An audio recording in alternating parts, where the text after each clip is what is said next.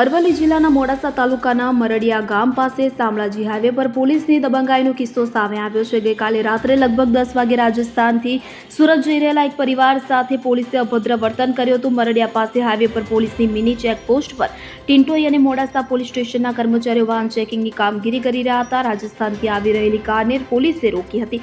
પોલીસે કારના પાછળના ભાગે દડો બારીને કાચ તોડી નાખ્યા હતા।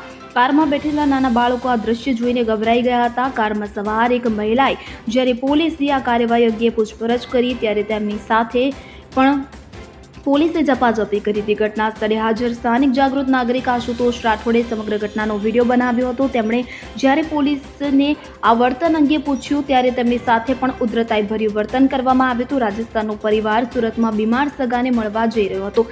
આ સમગ્ર ઘટના અંગે પ્રત્યક્ષદર્શી જાગૃત નાગરિક આશુતોષ રાઠોડ સાથે થયેલી ટેલિફોનિક વાતચીતમાં તેઓએ જણાવ્યું હતું કે રાત્રિના 10 વાગ્યાની ઘટના છે અને વાહન ચેકિંગ દરમિયાન પોલીસે રાજસ્થાનના પરિવાર સાથે દબંગાઈભર્યું વર્તન કર્યું હતું। મારા દેખાતા જ ફરજ પરના પોલીસ કર્મીઓએ ગાડીનો કાચ તોડી કાર ચાલક અને મહિલા સાથે પણ ઝપાઝપી કરી હતી। અડધી રાત્રે નાના ભૂલકાઓ પણ આજીજી કરતા રહ્યા હતા, છતાં પણ પોલીસે જાણે નશામાં હોય અને તે રીતે પોતાની દબંગાઈ છોડી ન હતી।